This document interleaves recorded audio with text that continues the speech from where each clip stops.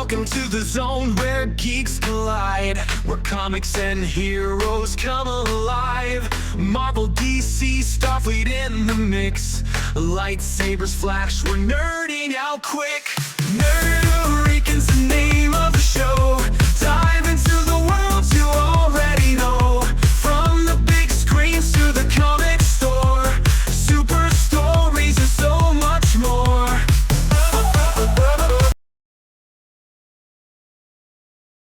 Hi, Al. What's up, Ricans? Today, we got some Spider-Man. We got some of the boys. We got little Daredevil. Double D. Oh, my God. What can I say? It's a show to watch. So, let's hit it. Come, let's play. LDM Radio. Come, let's play. Fun is what we crave. Let's go. You're listening to New York City's LDM Radio. Another long stretch of continuous music. Back into time. Flashback. Make my move, gonna live my dream, gonna live my New York City's LDM Radio.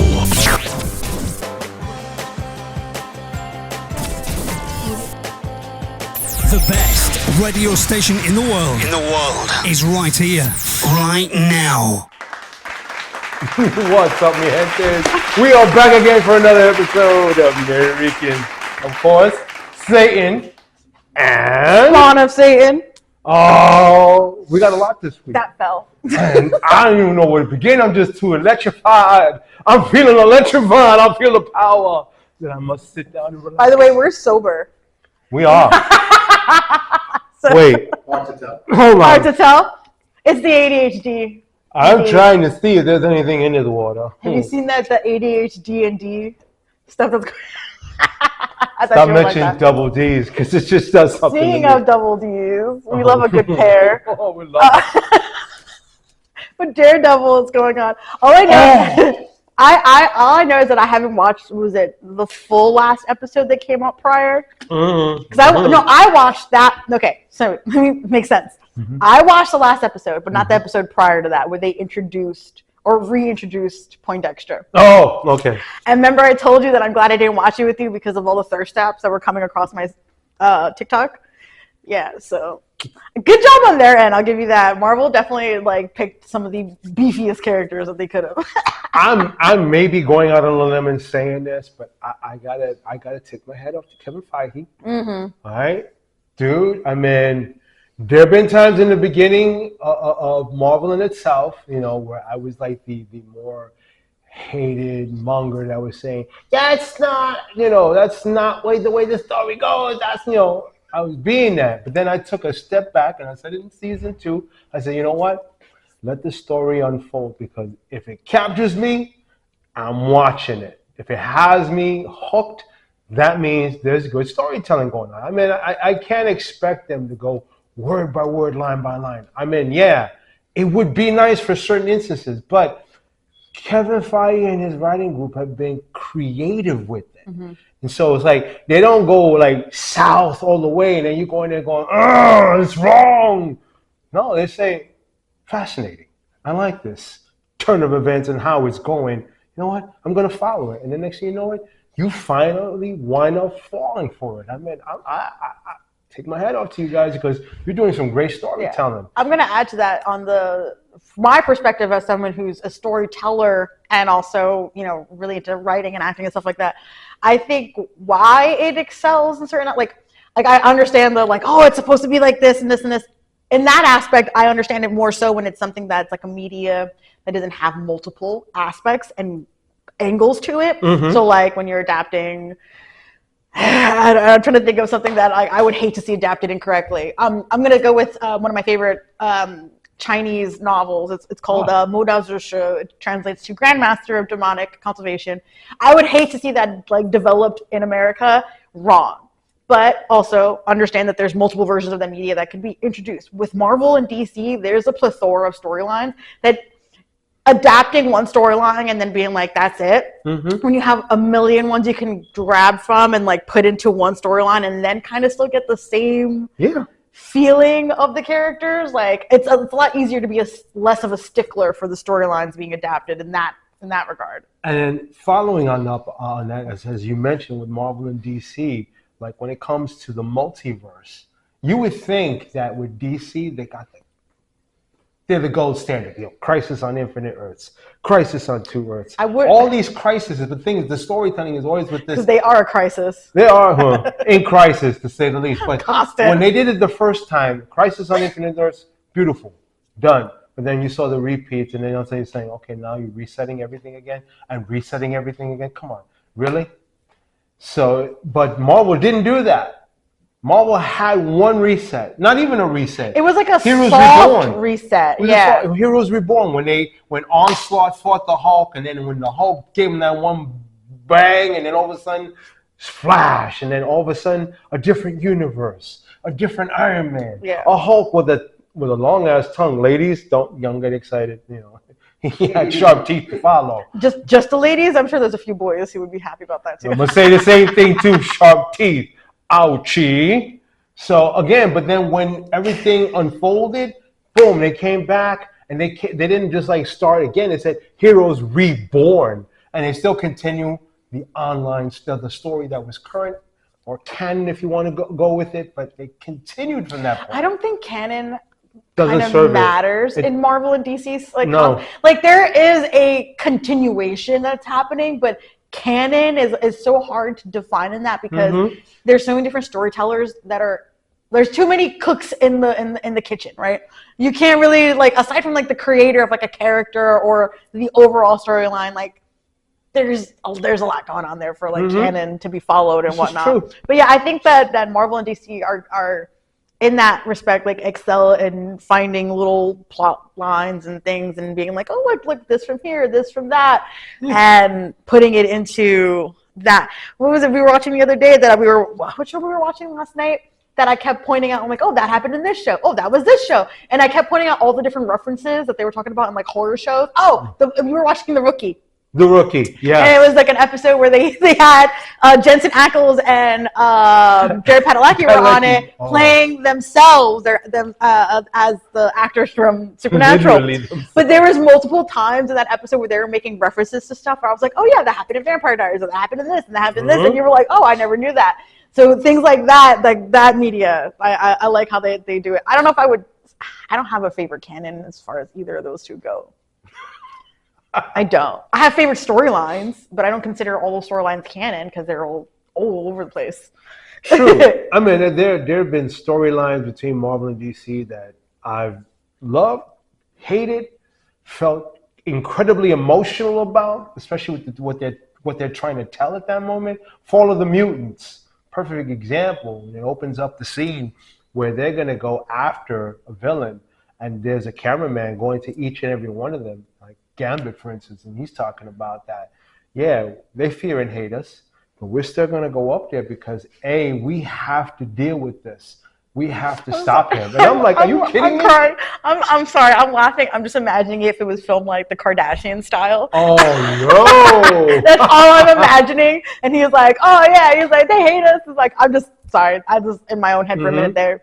Yeah, I don't know if I have a specific, Killing Joke was probably the first comic that got me really into DC and Batman as a character. Because before that, I was just like, I don't know. I was more into the shows, the Batman, Superman, Justice League, Young Justice. Young Justice I loved that. So that's kind of what got me into DC. But with Marvel, growing up with you and Mom was already a basis of Marvel fans. Avengers, Hulk. Yeah, so Iron Man, Thor. I have more Marvel storylines. I know the storyline that I love will never probably ever be adapted properly was the young Kid Loki storyline that came out a couple of years ago, where it had the whole resurrection of Loki in the comics and now as an anti-hero.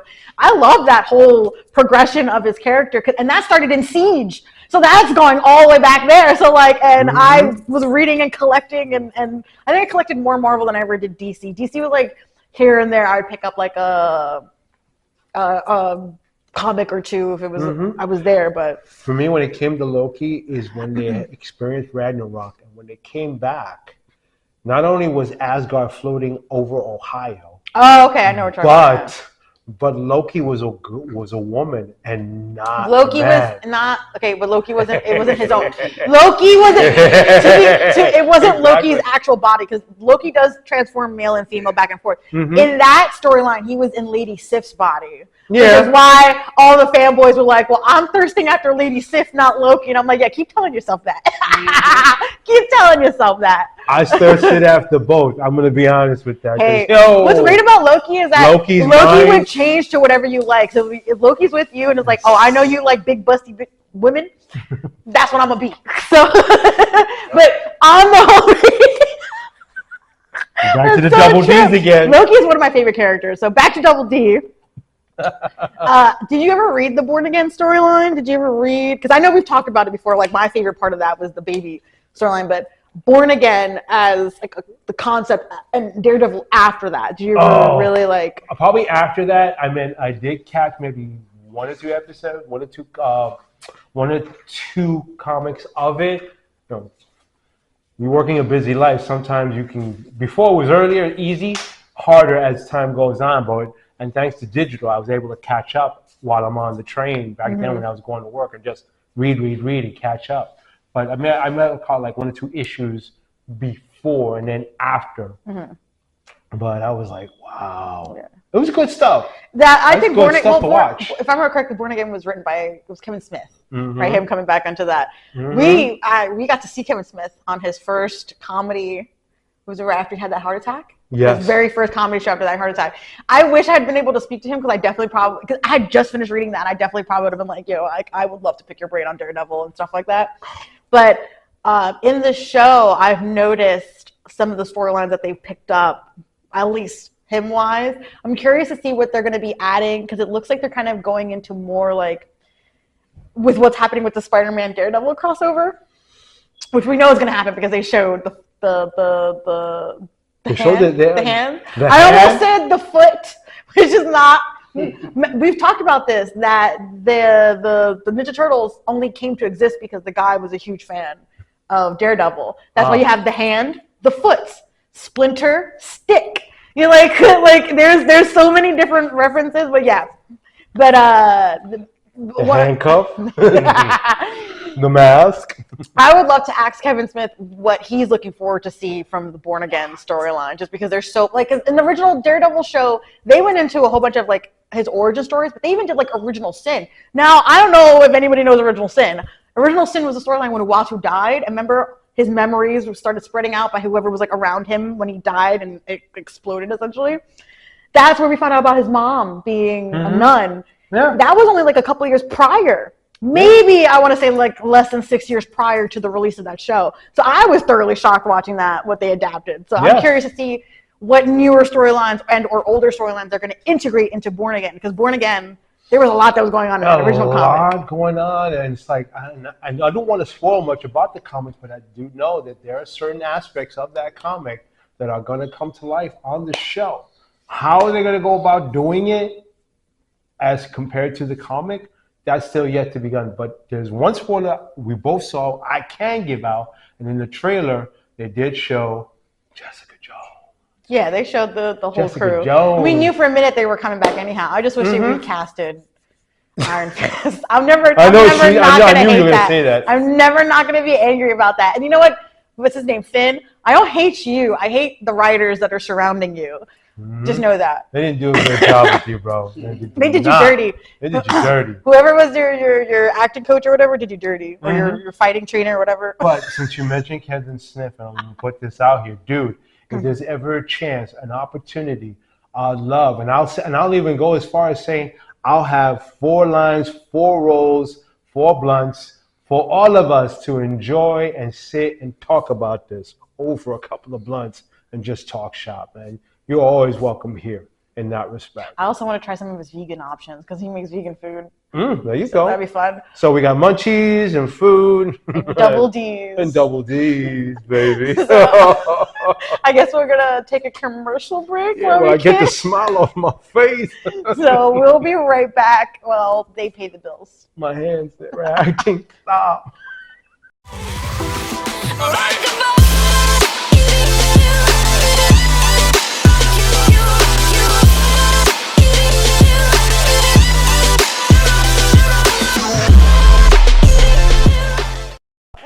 What? Hi, and welcome back to the episode.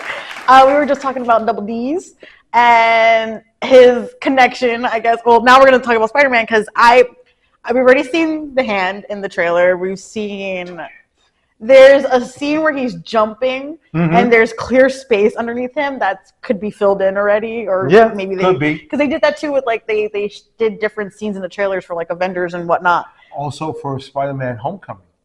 Yeah, Not Homecoming. Yeah, Homecoming. They did the trailers like No Way Home. switcheroo. No Way Home. They did that where supposedly there were 3 Spider-Men and then Andrew Garfield, and of course, But they just Tobey showed the Maguire, one. But they digitally removed them, so they only showed Tobey Maguire.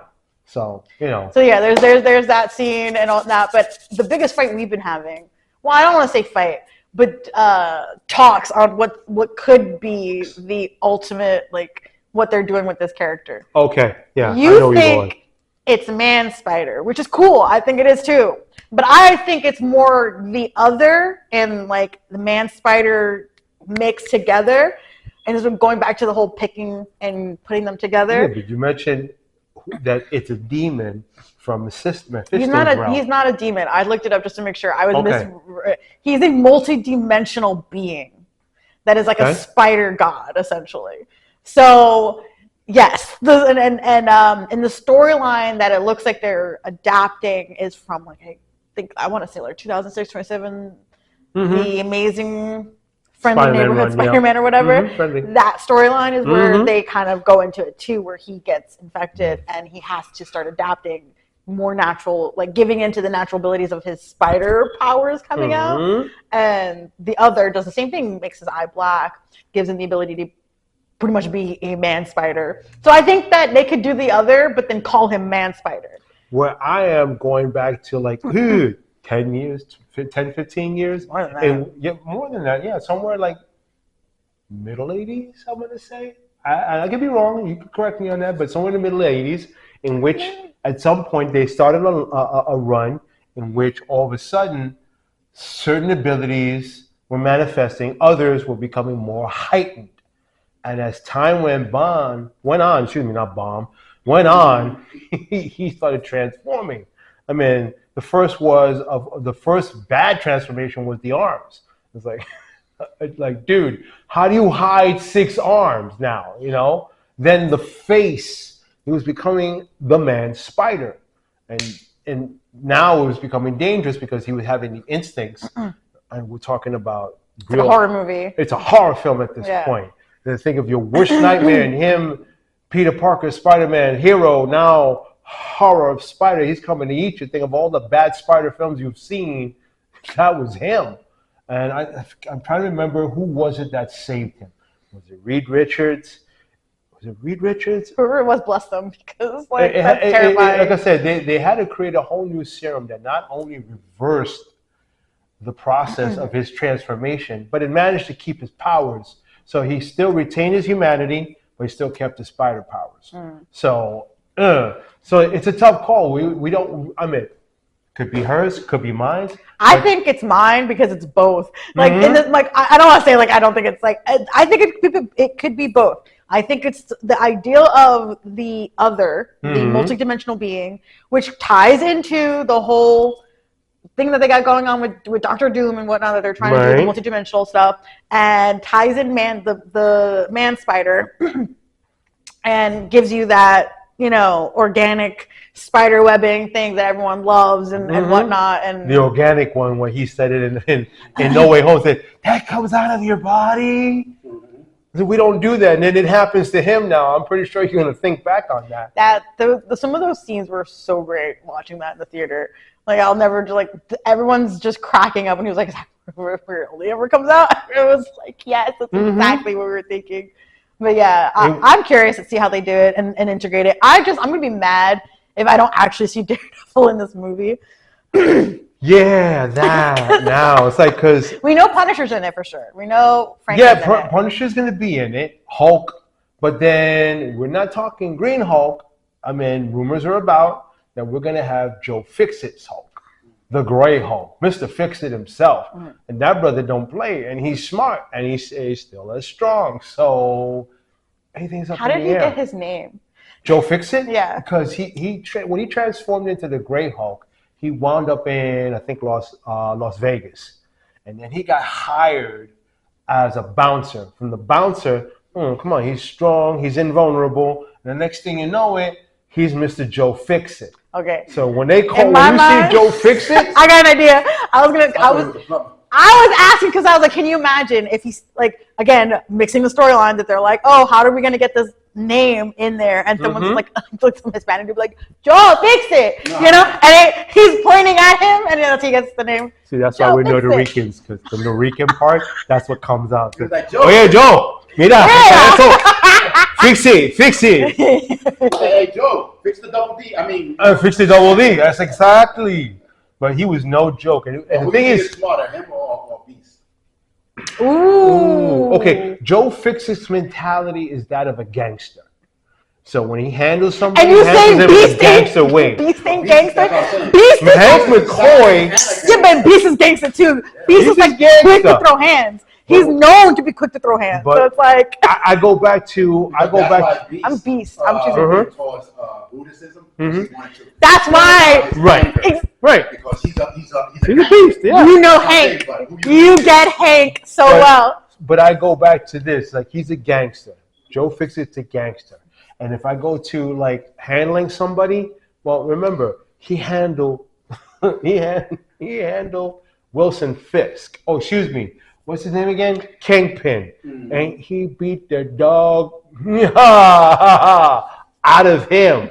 He put the fear of God in because he thought they're both sides the same way. No, you're dealing with the Hulk, brother. What are you talking about? And then you're dealing with Joe Fixit, who's got a gangster mentality. He's beating you with both hands. Both hands, like Peter Parker did to him at one point. Yeah, but the question wasn't that. It was who's smarter. Who's smarter? And I'm still choosing Beast. I know that's Beast as far as the fact that he's got the PhDs and he's, biologist or whatever. But if it comes to an actual fisticuff situation, I'm going to give it to Joe Fixit. Because Beast will blackmail you. Yeah. Beast will make you. Beast will make you. Smart. No, Beast will make you kill yourself and convince you it's the right choice. Right.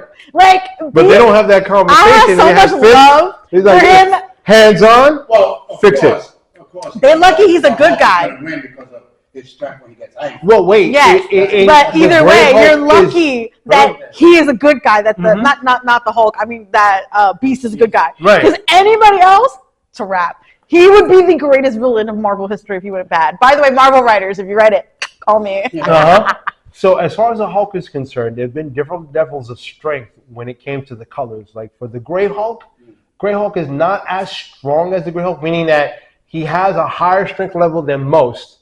That's a given.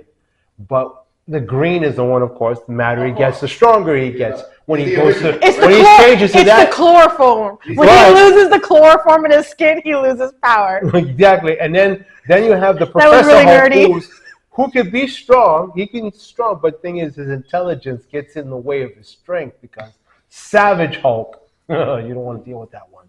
No. It just sounds like a mad personality stuck in one body. He's just like... That was all his personality. He just came out. They just came out in different colors. It wasn't like... No, for all you don't want Crow coming out. That's the only thing I'm going to say. You don't want Crow coming out. No matter which color it is, they still have unbelievable strength. Yes, they do. Yeah. Beast is never going to beat him in that sense. Nope. Yeah. So that's why he's smarter to make him... Yeah, Beast will figure out a way to utilize that against him somehow. Who's he dealing with and then get him in here. That I can agree on. The Hulk is, it's like, they don't even have to be smart. I'll smash. Yeah, exactly. Yeah. Exactly. So it's like not like there's much there. Yeah, they don't need to think. They don't. But we still love him. We do. He's the big green guy. What can I say? the Jolly Green Giant. What was the? Yeah. Which is not all that jolly. He's not all that jolly, by the way. No, never jolly. But yeah, no, I would definitely any day choose Beast over Hulk for any reason. Period. Okay, we'll keep it at that. Let the Marvel writers. My I'll let you guys diabolical do with it in that respect. But what else are you excited to see in Spider-Man? man, I'm actually, and though it's a villain, right? I want to see how the Scorpion's going to work out because in the comic books we've seen the Scorpion. He wears a costume, and then somewhere along the line, if I'm not mistaken, he either gets a formula that transformed him into an actual Scorpion because there were actually two types. One had excuse me, I'm mistaken. The one in question that I'm confusing is Tarantula. I mean, there was an actual spider nemesis that was called Tarantula. He would have pointed points on his feet, and he would climb the wall with that. And he was chasing Spider-Man and trying to kill him with those points on his feet. Good example. Talon? No, not talons. Like he actually put on a kind of boot that actually had a point, kind of like the woman in Kingsman. Remember her with the legs that cut? Yeah. Like that. He was known as Tarantula. If I'm not mistaken, he was known as Tarantula, and he was a villain that he was. I mean, this one everybody. There was a bounty on Spider-Man's head, and everyone, like every couple of comics, somebody else was after him. Somebody was out there because they wanted to collect that reward. I think that one was put out by J. Jonah. It was the capture of Spider-Man. It wasn't until he got to Kraven the Hunter. That's when he got serious in that series. He built different. He in the comic books was built different. I haven't seen the movie yet, so I can't. You haven't seen the movie yet? Ooh, we gotta see the movie. No, I'm not. I'm not watching that movie. First of all, why? They rushed it. They kind of rushed it, but the only good things that 2 hours, so they try to. But that's why it's called part 2 and 3. You know? Yeah. Right. But and that's the thing. And I think a lot of times they rush is because they think that we might not get another chance, or they don't want to run the risk of like not being able to do that, and then you kind of destroy it. Well, if you're not going to do a second one anyway, it's still destroyed, right? So yeah. Just ease into it and let's see exactly. See what people like, and then bring a second one. But then you get good ones that are really good that were just people didn't see, and then it flopped anyhow, so they never get a second chance. But then like 10, 15, 20 years later, they're like, what do you mean there's no more of this? And I'm like, yeah, because y'all didn't go watch the movie, but y'all watching it now 20 years later. Like, screw you. Yeah, that one had a balanced review between the fans and then the people that just saw them for the first time. They had a balanced review. They were like, it was good, but everyone's saying it's rushed. It was like, like that was even the non-fans was like, there's something missing. Like when they were watching it, I was watching the comments, and there was like a couple of people said there was something missing about it, and it was because you went from how he got his powers to fighting the guy that his enemy. There was no in between. Like, no hero's journey, no growth, nothing. It's not like you're calling Kraven the hero. Well, that's the script writing term. Right. How to use every single power. Yeah. Right. Not a trial like oh snap, I can see people so close and No. But yeah, that's a script writing term. The hero's journey. It's the story of it. Doesn't matter if they're a hero or not. It's your main character's story. The plot. The build up. So, but yeah, he was like, I wouldn't call him a hero. I'm like, that's not what I was calling him. That's Kraven is not a hero. There was really no build up. I mean, like you went from there to knowing that you had all these powers. Like, and then from there, you're dealing with like all these other characters that just bounce out of nowhere. Which I think out of all of them, the fact that they did it in the Rhino organically and his power. Wasn't that Paul Giamatti? Definitely. Who was the writer? Paul Giamatti was in the one with Spider-Man 3. He was the Rhino, wasn't he? He was a mechanical. That's the only scene I remember. So that was mechanical, but the one in this one, all organic. He just now that should bring up Rhino. He's just a giant Rhino. Of some of the characters that they did and then just didn't bring it back, like the Sandman. Why I'm still waiting. Sandman back? Well, like certain villains that were cool. Like I think also there's a what newer Marvel is trying to avoid is bringing back the same villains over. Yeah, and they don't over want and to over. wash. They want. There's so many cool villains in that.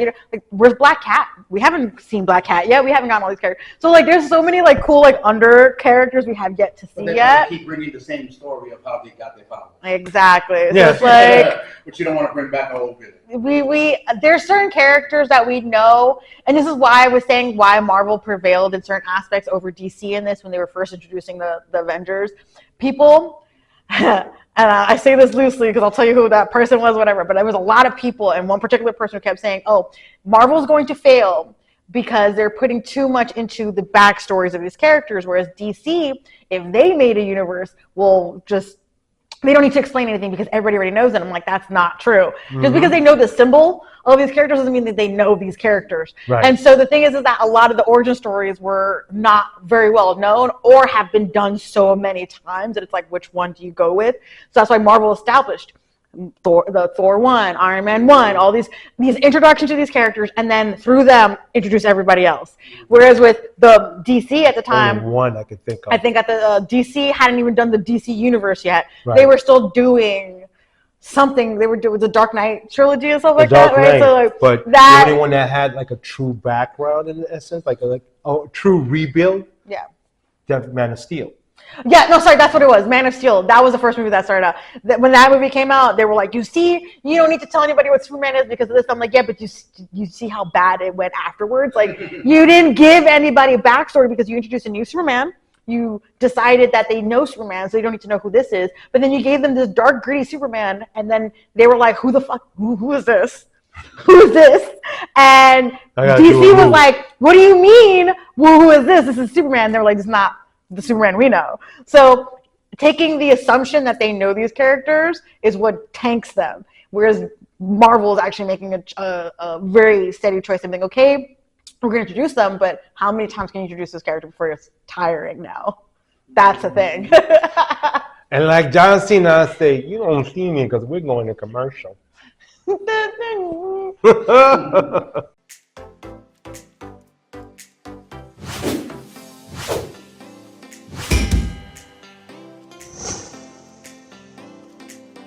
Greetings to all parents seeking an educational and entertaining show for your child. Look no further as I am delighted to introduce you to Raiden's World. Hosted by the talented Raiden Laloma. This captivating show immerses young viewers in a world of imagination, science, and more, making learning a delightful experience. If you have Roku TV, simply download the LDM Network channel app or visit www.raidensworld.com for updates, games and more. Also stay updated by following the show on Instagram. Raiden's World is carefully crafted to engage children in a fun and educational manner, fostering their curiosity and love for learning. The show offers a unique blend of entertainment and knowledge, ensuring that your child's educational needs are met while they enjoy the wonders of Raiden's adventures. We invite you to join us on this educational voyage that promises not only to entertain your child but also to expand their horizons. It is the perfect combination of fun and learning, creating a wholesome viewing experience for both children and parents alike. So, why wait any longer? Dive into the world of Raiden's World today and witness the magic unfold before your eyes. Thank you for choosing us to be a part of your child's educational journey. And we're back, and we have another Rican bulletin, and we're going to take it off to Spawn of Satan. So, right, live in New York. All right, so it's not Saturday night. we wish. So, I was talking about how there's a Avatar: The Last Airbender, right? There's a movie that they've been making. Paramount is working on it as well too. It was supposed to be released in theaters. I made the mistake of thinking that something had happened. So apparently, someone hacked Paramount and released the entire movie. Oh my God! The entire movie's online. What? I thought it was just clips, and I just was. That's why you saw my face when I was Googling it right now. So what they're saying that there was an email that was sent out, and but no, the people who were working on the movie, and they were like, hey, Paramount removed it from theatrical release apparently. So what happened was like Paramount was like, hey, we're just gonna, I guess, do straight to video or something like that. So it's not gonna be in theaters anymore. And someone hacked them, took the movie and released it as like a FU, I guess. I'm kind of curious how you guys feel about the situation. I have only seen clips of this movie, and I'm not gonna lie, I was like I thought it was just like a fan thing at first. I'm like, oh yeah, whatever. I had no clue that it was because it was fully released into the wild. So and this is what company again? Well, it's Paramount. So they've been having a lot of trouble. No, look, they would have paid the employee a little bit more. But no, it's not that. Since this whole merger failed and this and Netflix or whatever, and the creator, the creator had a dinner essentially, or is going to have a dinner. I don't know if it happened yet, but I know that they had like a dinner set that is supposed to be giving acknowledgement to people who work with them, and the person who's like the person of honor is going to be Trump. So that tells you all you need to know right there about him. He's like a huge Trump supporter. He puts into his things all the time. He's also the reason why the whole CNN thing happened, the payoff, that like there's a lot going on there. But apparently someone was like, you know what, screw Paramount, we're gonna hack this. And I kind of, you know what, I don't care. I'm a pirate to begin with. So I'm like, cool, we don't have to pay for this. But second of all, it sucks because all the people who worked on this movie, right? We don't know what's gonna happen now. Just as far as I know, it's been removed. So are they going to release it? Are they going to put it into theaters? Because it seems like everybody who has watched it everyone said, I would go and see this in theaters. Like, I would love to see this on a bigger screen. Maybe they'll put it out, but then now, are they only putting it out because of the money, or are they putting it out because they actually believe in the property? And I think that's what it is. A lot of people feel like they didn't believe in the property, and they were like, oh, well, we'll just remove it and put it straight to video. And meanwhile, fans who have like been a part of the Avatar since day one, we're like, we would have gone, and now they're like, oh well, there's money in this, maybe we should. You didn't have the same reaction. You should have stayed with it. You didn't have the same reaction like when Ryan Reynolds, I hate to say this, when he didn't own stuff. He dropped that whole 30-minute episode of Deadpool, which had 1 million hits overnight. Yeah. That made these guys go, wait, where's my checkbook? Where's my checkbook? Yeah. In that aspect, like that makes sense, but this is like the reversal of that. It should have been the same. That they should have looked. I mean, look, you got hacked. That's almost a common issue that's going to be happening these days. Okay, so you have two options. You've already spent like what, 100, maybe 200 million on this. Let's just throw out a ballpark figure. How are you going to recoup that? You got to put it out there. How are you going to put it out there? Take the information from the leak and just judge it from that and say, we have a chance maybe to recoup it all. Now, the next part is, how are you going to put it out? Are you going to stream it, or are you going to put it in theaters, or both? Because there have been movies that had both and have had success in both areas. For instance, and I know you don't like this one, Godzilla vs. Kong did both. The same thing, well, I won't say it was a great success, but Black Widow did the same thing, but she didn't get the money from that part until later on. But still, it has been attempted. It's not something that's not a first time. So the question is, where do you stand and how you do it? Mm-hmm. If you market it just right, if you put it out to theaters and do a little bit of marketing behind it, some giveaways if you want to. At this point, you got to spend a little extra, put some giveaways in there. People will come to the theaters, even if it's not for the movie. How many people you actually think see it? A lot of the only ones that are going to see it. It got leaked. That are searching for it, like. Right. Well, the thing. Okay, so it's not going to go into a person that's into fashion. The thing is, it's viral. Well, that's the thing. They found it. It's viral, and people have seen it. So you got to look at those numbers. We're talking about the Deadpool. The leak. No, the leak. Okay, so the thing is even that word viral, I've been hearing people, oh, this video is viral, and I've never seen it. When I first heard that, I'm not gonna lie. When I first heard the term, even though growing up in the internet, when they're like, it went viral, because that was like the new term, I was like, someone got sick? Like, I did not think that they meant like, oh, it went viral. I was like, what? That kind of viral. That's not cool. Yeah.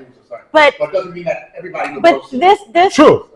True, but the thing is that, and when you're saying about like, oh, it's not showing up on someone's fashion feed or whatever, you don't know that because I have a lot of friends who are fashion people who are big fans of Avatar because of how they represented the different things. That's what I'm trying to say. Yeah, If someone but that never even searches Avatar, never searches Marvel, but as soon as they see that commercial come out, Avatar's coming in the movie, they're gonna go see. well, yeah, but True. but there is crossover in certain things. But It's a crossover. fans are in all different areas. But I think that the main thing is that improving in both of them is that there's a quote I remember someone had said to me once, like, nobody wants to be the first, but everybody wants to be the second, right? So in the media industry, nobody wanted to do Deadpool, right? No. Because they were like, oh, it's too risky, it's this, it probably won't like translate well. And so they released it, and people were like, oh my God, we want this. And they were like, oh, actually, maybe we will produce this movie. It wasn't because they wanted to. It was because he was the first. He released it, he put it out there, and then the buzz of that was like, all right, cool. I think a lot of companies also don't give something a chance that would be good just because of their own personal things. They're like, well, I don't like this, so I don't think anybody else will. Well, that's you. Shut up. Go try it out. Go make like a little like test thingy and see what happens. You would be surprised the things that people could get into, right? Especially when it comes to like fandom stuff, live action stuff, and like translating stuff into this and that. Like, there's people who will like it has a fan base. It is surviving for a reason. It's probably going to survive and grow from that, you know. So a lot of these companies, I don't think believe in these properties. Companies that film stuff and they're like, that's no good. I'm not gonna put it. So why are you trying Batgirl is a perfect example. First of all, stupid. Why would you film that? Then look at it and go, it's too violent for audiences, and lock it away. Some of the stuff I can understand because they took so long to do it that now it's not the time for it. Now we're in doing waterworks or something. The whole concept of people's views has changed. Yeah, that's a lot of money you push down, you know. But that's because they want to take so long doing it. Let's go, knock it out. Stop spending so much money to do a movie because no one has learned from Saw. One room, one day, little bit of people, and Pizza Hut. That's it. Yeah. Like, why not? But that's the difference between people hit. who want to make, and I think this is why, like, I wholeheartedly believe that there's a difference between storytelling and media as a whole concept, like movies and TV shows. Like, not all of them are storytelling. They're just providing you something that's cool, popcorn that you can eat, but a real true storyteller is going to utilize what is available to them, whether or not they have the ability to make it because they have a story that they want to tell and they want to get out, right? District 9 is another one. We saw that movie in theaters, had no clue what we were walking into. District 9 was supposed to be a Halo film. It was all these things that were lining up, and the director was like, they were like, well, we're not going to do the Halo movie because I forgot something fell through. So the director, instead of saying like, all this is wasted because they were making props, they were making all this, he was like, hey, I got this idea I made like a short film years ago. Can I make it into a full live action movie because it's like my dream? And it was him, his best, because the guy who was the main character wasn't even an actor. It was just like a friend of his. He was like, I want you to play my character. And he was like, all right, I guess. And he blew up from that. Big time. You know, he became face in A-Team. So like, he created that out of a very slim budget, very minimal stuff, and it was because of something that he had created, I think, like 10, 15 years prior that still sat in the back of his mind that he was like, I will one day make this bigger. Yeah. So storytelling as a concept, like, you can tell, like, when someone puts their heart into it and love and soul, but then there are some aspects which just doesn't feel it, and I think that's what... Certain movies, and I have to admit, even in the 80s, and perfect example of the 80s, depending on the what they're talking about.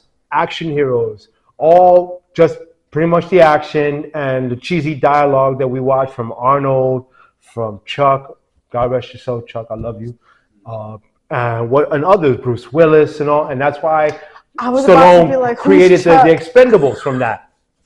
Okay, so the thing is, that's almost a perfect example that you're just throwing in money for an action film. I'm so just sorry. For that. I thought you were talking about the show Chuck, not Chuck Norris.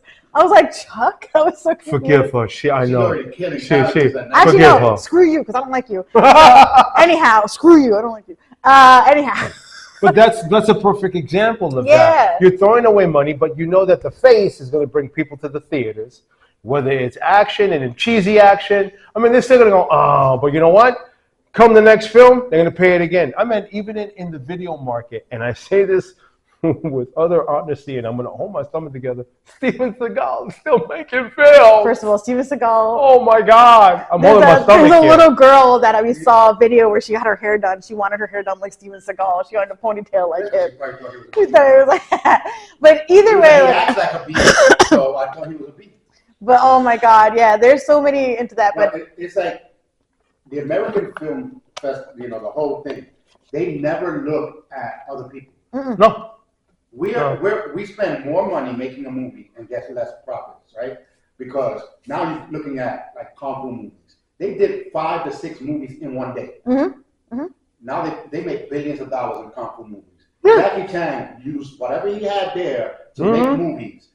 We ain't using mattresses. No, let me get those boxes. Let me get. He got hurt, and he like whatever, and it's hurt. And it's that's an understatement. Because they spend less and they make so much. Here, we're spending what, billions of dollars to make a movie, and then it only makes 100 and something million. Or worse yet, it gets shelved. And it's not until when. But the thing is that also too, like most of those budgets is going into like actors or CGI effects and whatever, which is fine. Like you want to put the money where it needs to go. And I was just having this is a conversation I have multiple times with people over the years. But with a friend recently, we were talking about how like a lot of actors are overpaid and and honestly, a lot of them aren't even that good. They're just pretty. They have no acting skill. They have no nothing. They're not. But that's it. They're pretty. Like, that's it. Do this movie? Yeah, but you're gonna pick. I didn't ask you if I was gonna pick. You want to do this movie? Do you want to like be a part of this? You know. Then donate half of your time and half of the movie. But you don't. You want all this money, and then you want someone to feed you the bagels. I'm not spending on people bringing bagels. Your ass get your own bagels. You're paying Two for good ego. examples of actors. That's what like you're doing. that. You're paying for ego. You're not paying for actual talent anymore. But that money you can use for another thing. Yeah, and producers need to start looking at it. Yeah, they should. Yeah, you know? and I think in also like in media aspects, it's really detrimental because we're losing out on actually good actors, like actual good performances that could be on screen, on film, and being watched and seen and experienced. But we don't get it, and then you get movies that are like really good, but then they'd be like, oh, but I didn't really feel it. I didn't really. But it's because there was no acting, there was no heart, there was no soul. I think the new movie makers, I think they're afraid to go with the old ones because I say like Jack, Bruce, all these guys, they were nobodies when they made their first movie. Nobodies, no. They became popular. Yeah, they became. So why you can't do that now? Because they're so afraid nobody's going to want to watch it. And as I was going to chime in before, it's like two good examples of actors who actually are into what they do as their craft and donated. Even from that, you got Keanu Reeves when he did The Matrix on the second one. He donated half his money. And he actually made sure that the staff and the crew all got, some out of it. One of them that said that actors are overpriced. Yeah, and then where another actor who decided to be smart. He made sure people were hired locally, homeless people. Robin Williams is still to this day one of the most amazing men I've ever had the privilege to share. Jack Nicholson, when he did the first Batman, he said, "I'll tell you what, I won't take, like my 20 million cut for doing the movie. I will take from what the box office makes." That was the most brilliant move ever. As a matter of fact, even Schwarzenegger did it when he did Terminator 2, but because that movie still making money even to this day, and it was the first film to ever make over 100 million. So whatever percentage, if it was 5%, 2%, 5%, you still take that 5% over 100 million.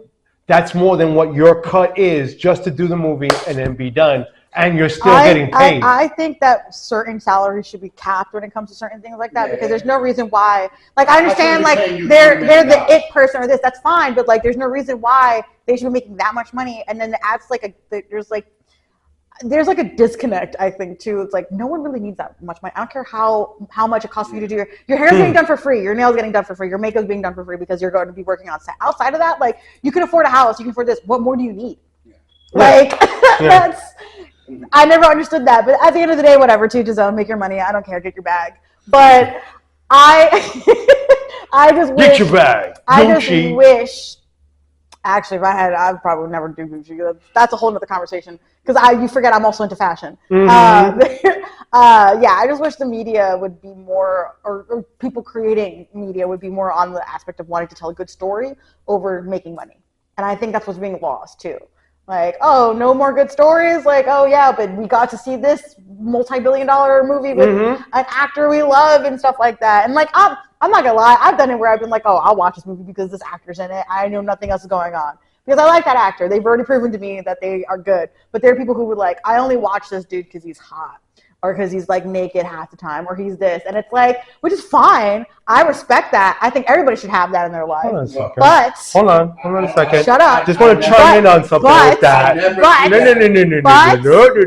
I never said I didn't do that. just gotta say one I name. never said I didn't do it either. I don't do it. I do Okay. Okay, because there's a certain urban that all of a sudden somebody's got to deal with headlines. Carl Urban could stomp on me, and I would say thank you.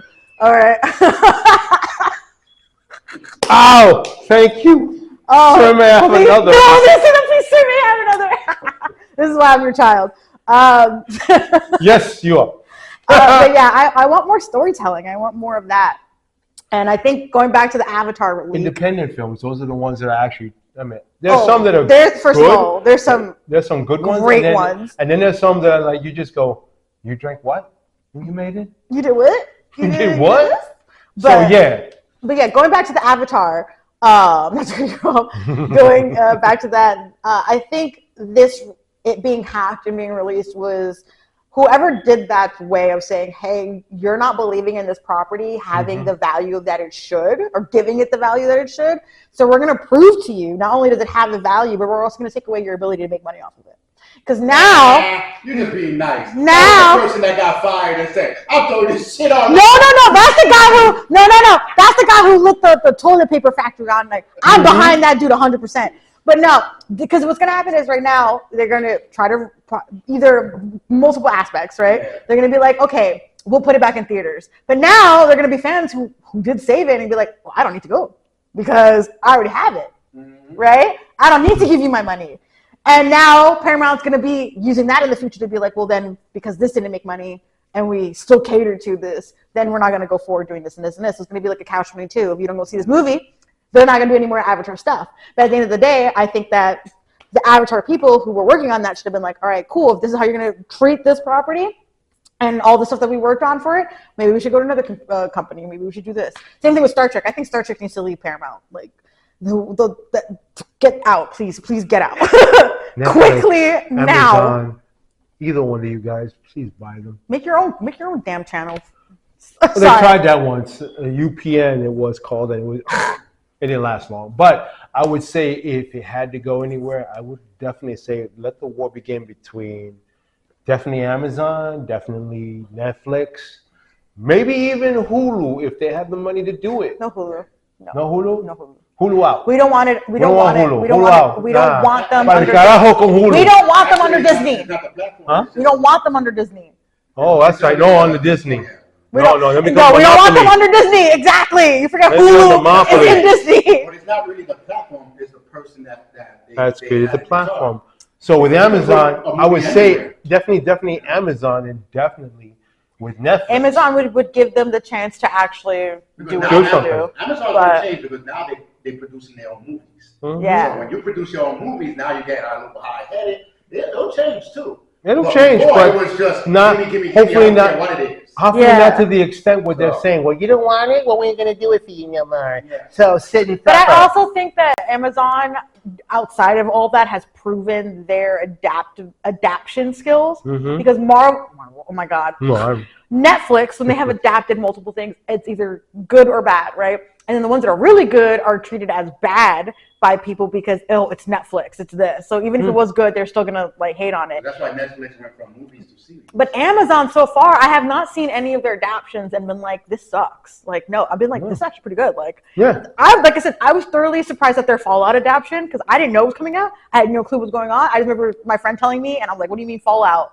You don't even play video games, so yeah. So the campaign is simple. Netflix save Star Trek. Take it away from them. Amazon save Star Trek, please. So. Or both. But one of you guys step in and take it over, okay? So from that point, I'm Satan. That's spawn of Satan. Right. And we are fighting for the right to watch Star Trek the way we wanted to. For our right to party. Exactly. I fight for double D. Until then, next time, Live long and prosper. Welcome to the zone where geeks collide, where comics and heroes come alive. Marvel, DC, Starfleet in the mix. Lightsabers flash, we're nerding out quick. Nerd Ricans and